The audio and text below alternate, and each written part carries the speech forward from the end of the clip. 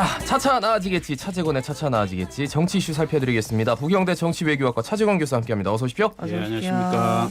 자, 성추행 피해 신고 뒤에 극단적인 선택을 한 공군 여성 부사관 사건과 관련해서 서 국방부 장관이 대국민 사과를 했습니다. 지휘고하를 막론하고 퇴유 은폐 정황과 2차 가해를 포함해서 전 분야에 걸쳐서 철저하게 낱낱이 수사해서 엄정하게 처리하겠다.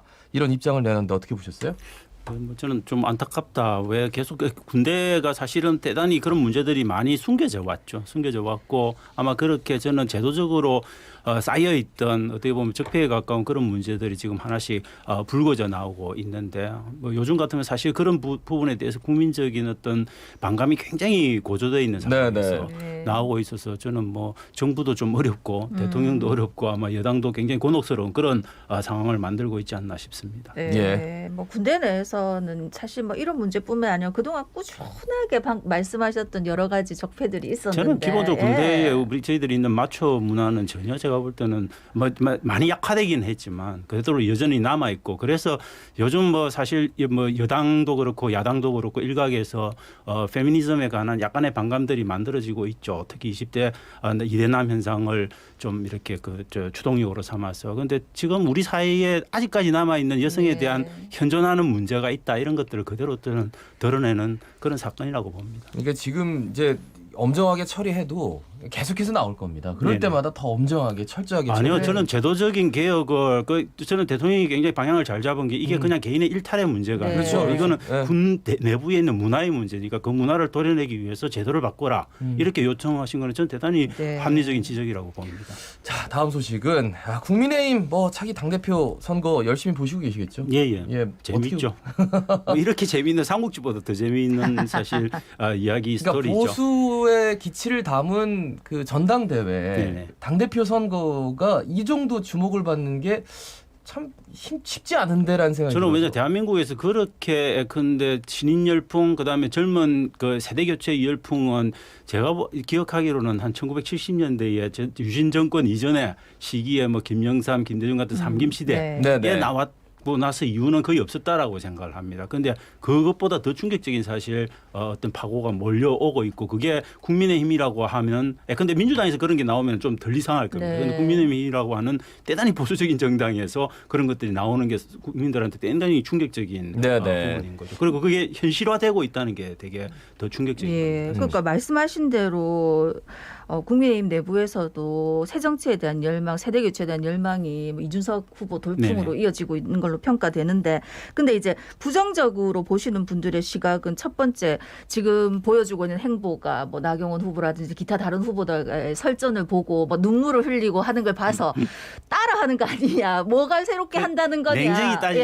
냉정히 따지자면 사실 나이가 어린 부분이 신선한 충격으로 와 있고 그다음에 이준석이라고 하는 개인이 지금까지 뱉어온 말들은 사실 국민의힘의 어떤 주류적인 생각보다는 훨씬 왼쪽으로 가 있는 게 맞습니다. 그런 부분은 이제 받아들여지고 있는 부분인데 냉정히 따지자면 그 나이에 비해서는 완전히 좀 더 보수화되어 있는 기성정치에 조금 물들어 있는 모습들이 사실 이준석 지금 전 최고위원한테도 조금씩 보이지고 있는 거죠. 그래서 이런 부분은 어떻게 보면 조금 아쉬운 부분이기도 한데 앞으로 뭐 이준석 대표가 이제 만약에 이준석 최고위원이 전 최고위원이 대표가 되면 저는 극복해 나가야 될 문제다. 계속 이런 모습을 계속 보여준다면 아마 이런 신인 열풍에 대한 바람들이 저는 사그라들고 결국 어쩔 수 없구나 하는 뭐 그런 기성으로 돌아가는 그런 아마 그 행태가 나타나지 않을까 싶습니다. 근데 이제 전체적으로 이준석 후보를 대하는 첫 번째 프레임은 그럴 것 같아요. 그러니까 젊다. 그래서 좀 미숙하다. 근데 토론하는 거 보면 그래도 10년을 쌓은 내공이고 토론도 굉장히 잘하시죠. 그리고 그 토론의 내용도 어느 정도 채우고 있는데 저는 정말 정책적인 내용이나 정치 철학을 담은 내용들이 그게 있냐는 조금 다음에 또 더 지켜봐야 될 문제라고 본인의 그거는 봅니다. 뭐 또 숙제일 수도 있는데 어쨌든 미숙하기만 보기에는 그거는 그렇게 보면 토론회에 임하는 저는 그렇게 쉽게 볼 문제는 10년 절대 내공이 아니라고 좀 보이더라고요. 네. 그리고 이제 국민의힘 이 지금 당대표 선거를 지켜보시는 분들 중에서 아까 제가 이제 첫 번째 의문점 얘기 드렸고 두 번째는 아직 당원도 아닌 왜 윤석열 전 검찰총장 얘기만 하고 있느냐 하는 시선들이 많더라고요. 그게 그만큼 그 국민의힘의 거의 내관에 가까운 거죠. 윤석열 총장이 입당 없는 국민의힘의 대선 준비라고 하는 거는 상상하기 어려운 부분들이 있으니까 그만큼 중요한 문제이기 때문에 그 이슈를 놓고 설전이 벌어질 수밖에 없는 거죠. 예, 그러니까 예. 제대로 정말 이렇게 구걸하면서 모실 거냐 아니면 우리도 조금 버텨가면서 모실 거냐 뭐 이런 차이를 놓고 지금 설전이 벌어지고 있는 거죠. 근데 윤석열 전 검찰총장 입장에서도 이준석 당대표 후보가 이렇게 선전을 하는 것에 있어서는 굉장히 좀 불안감을 좀 느낄 수도 있지 않을까라는 생각이 들어요. 왜냐면은 정시버스 출발 뭐 이런 얘기까지 했거든요. 그러면서 2번 달고 나갔으면 좋겠다. 다시 또 번복하기도 했고. 네. 어떻게 보세요?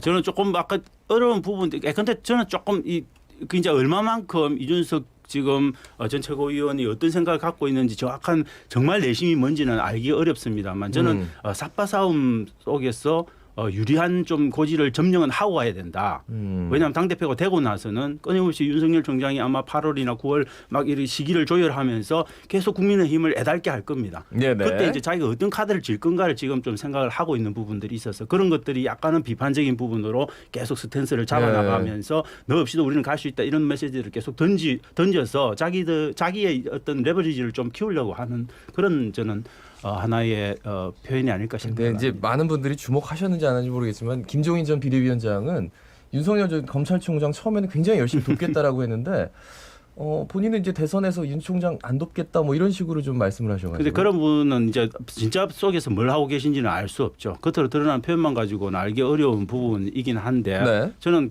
좀 지금은 밀당의 시기다. 완전히 윤석열 총장을 제낀 거는 아니다. 뭐 그렇게 좀 봐야 되지 않을까. 그런데 윤석열 총장도 계속 이렇게 전원 정치만 하고 뜸만 들이면은 아마 마음을 비워야 되는 어떤 시점이 있을 겁니다. 그래서 저는 언제 들어오는 그 최종적인 결정을 하느냐 그리고 실제로 자기가 정말 자기 육성을 갖고 언제 그 정치에 뛰어드느냐 하는 그 시점이 저는 굉장히 중요하다라고 보는데 그 시점이 그렇게 길게 뭐 8월달, 9월달까지 가서는 저는 좀 어렵지 않을까 생각합니다. 예, 그리고 이제 이게 국민의힘 당 대표이긴 하지만 특히 대구에 가서 토론회를 할 때 보면은 뭐 가덕도 신공항 문제라든지 제거할 수 있다는 식으로 조경태 의원을 제외하고는 다 그런 식으로 얘기를 네네. 하더라고요. 그건 또 어떻게 보십니까? 그건 이제 대구 민심 가면 대구 민심을 잡아야 되기 때문에 뭐 어쩔 수 없는 당대표로서는 자고우면할 수밖에 없는 네. 그 기본적인 한계가 있긴 합니다만 저는 국민의힘이라고 하는 정당 자체에 원래 가덕도 신공항에 대한 명백한 당 입장은 저는 반대였다라고 봅니다. 그런 것들이 저는 정서 속에 남아있고 네. 그런 것들이 네. 기회만 닿으면 조금씩 불거져 나오는 거고 그거는 15명의 지금 국민의힘 의원들 내부에도 저는 있다라고 봅니다. 그게 단지 부산의 시민들이 너무도 그걸 염원하기 때문에 그걸 쉽게 드러내지 못하는 저는 측면이 있지 않을까 그렇게 그러니까 생각합니다. 부산의 국민의힘 국회의원 조차도 저는 그렇다고 봅니다. 그들의 전력을 보십시오. 전력에서 어떤 말들을 해왔는지 보면 알지 않습니까? 네, 교수님의 이런 의구심을 좀 불식시킬 수 있게 저는 강력하게 확실하게 좀 보여줬으면 좋겠어요. 네, 더 확실하게 보여줘야 된다. 이 정도로 마무리 짓고 여당 얘기를 좀 해보겠습니다. 이게 더불어민주당 대선 후보 선호도 조사에서 박용진이라는 이름이 3위가 됐어요. 예. 그러니까 이재명, 이낙연, 그다음 박용진 5% 저도 넘었습니다. 깜짝 놀랐습니다. 어떻게 보셨어요? 그리고 정세균 후보 원래 좀 3위에 있었는데 그걸 제끼고 올라갔다는 것도 대단한 거고 저는 근데 이거는 이준석 현상의 어떤 반사이익 일 가능성이 굉장히 높지 않을까 하는 생각이 됩니다. 왜냐하면 박영진 의원은 그래서 지금 거론되고 있는 후보들 중에서 뭐 거의 가장 젊은 축에 속하고 또 내거는 이슈들도 뭐 모병제를 비롯해서 굉장히 조금 여당 입장에서는 상상하기 어려운 그런 이슈들을 끌고 가는 부분들도 있고 그다음 네네. 삼성에 대한 어떤 강력한 반대 뭐 이런 활동들을 해온 부분들도 있고 그런 이력들이 저는 좀 젊음과 어우러지면서 이준석 형상의 어떤 도움을 받아서 나오는 현상이 아닐까. 그래서 박영진 후보는 저는 앞으로도 계속 나아질 가능성은 좀 있다 그렇게 봅니다. 근데 이제 잠재적인 어떤 정치적 자원이라고 봐야 되는 그러니까 거죠. 요즘 들어서 이제 시대 정신 얘기를 많이 하는데 시대 정신이 정말 빠른 속도로 변화하는 것 같은 게 그렇죠. 그 4.7 재보궐선거 전까지는 좀 공정, 정의 이런 것들이 이제 시대 정신이었다면 지금 이제 청년. 그래서 그러면 이 청년으로 가면 내년 대선까지 이 시대 정신이 이어질 수 있을까라는 생각이 들어서 어떻게 보세요? 저는 청년으로 가는 시대 정치는 근데 이준석 당대표가 되고 계속 이어질 가능성이 있는데 이게 그냥 시대 정신 자체가 청년이 될 수는 없고요. 저는 청년을 표방하는 새로움과 혁신에 대한 갈망이라고 보는 거죠. 왜냐하면 저희들이 적폐청산을 하고 문재인 정부를 세웠는데 문재인 정부가 좀 답답함을 보여주고 있는 부분들이 있고 좀 더 치고 나가면서 대한민국 사회의 전반적인 좀 구조를 좀 바꿔보는 그런 새로운 실험들을 좀 해달라고 하는 그런 어떤 국민의 염원들이 저는 젊음을 찾는 어떤 하나의 희망으로 저는 표현되고 있는 현상이 아닐까 그렇게 네, 생각합니다. 아까 예. 저 여론조사 얘기를 해가지고요. 여론조사 업체 한길리서치가 쿠키뉴스 의뢰를 받아서 지난 5일에서 7일 지지정당 구분 없이 전국 성인 1,001명을 대상으로 민주당 차기 대권주자 지지도 조사한 결과가 이렇게 나왔다. 네. 자세한 사항은 중앙선거 여론조사 심의위원회 심의위원회. 예. 어려워요. 예. 이거 좀 홈페이지를 안 하고 참고하시기 살 수 바랍니다. 있는 좀 방송이 됐으면 이거 좋겠습니다. 원래 안 해도 되는데 네. 조금 하면 또 조금 한다고.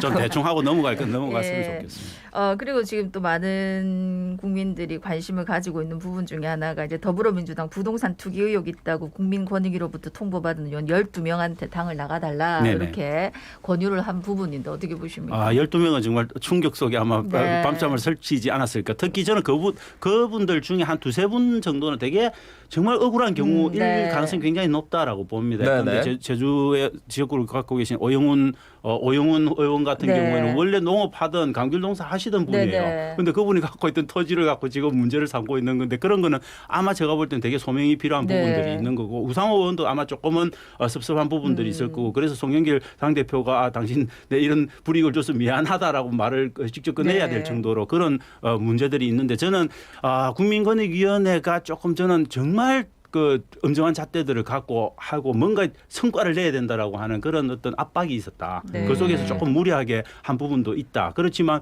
민주당 입장에서는 그렇게 안 할 수가 없는 거죠. 네, 왜냐하면 네. 뭔가 카드를 꺼내놔야 되니까. 근데 그 꺼내놓은 카드에 약간의 저는 좀 절차나 이런 부분에 무리수는 좀 있어서 그런 것들이 이제 앞으로 당대표인 송영길 대표가 어떻게 처리할지는 좀 두고 봐야 될 것 같아요. 근데 송영길 대표가 그 이전에 예. 이런 부동산 투기 관련 의혹만 보고돼도 가차 없이 일단 출당시키겠다 말을 했다 그렇죠. 아닙니까? 그런데 네. 그대로 출당시킬 경우에는 저는 그 12명 개인에 대한 엄청난 충격이 있는 거죠. 그런데 억울한 사람 같은 경우는 출당은 어렵고 탈당만 하더라도 네. 자기 정치 경력에 굉장히 오점이 남는 겁니다. 근데 그런데 이제 정말 잘못한 게 없다면 이슈가 이렇게 되긴 구제가 돼야 되는 했는데 부분이 있는 누구를 거죠. 지금 억울하다라고 여기서 판단해가지고 한두 명 구제해 주는 것 자체가 지금 이슈를 파이팅을 하는 그 여당 입장에서는 갑자기 카드를 큰 걸 하나 빼는 거기 때문에 오히려 출당 조치한 다음에 이 사람들이 소명해서 다시 들어오는 그런 근데 이제 그거 방향을- 자체를 받아들이기가 어려울 겁니다. 어려운 부분들이 조금 있죠. 근데 방금 말씀드렸던 오영훈 의원 같은 경우에는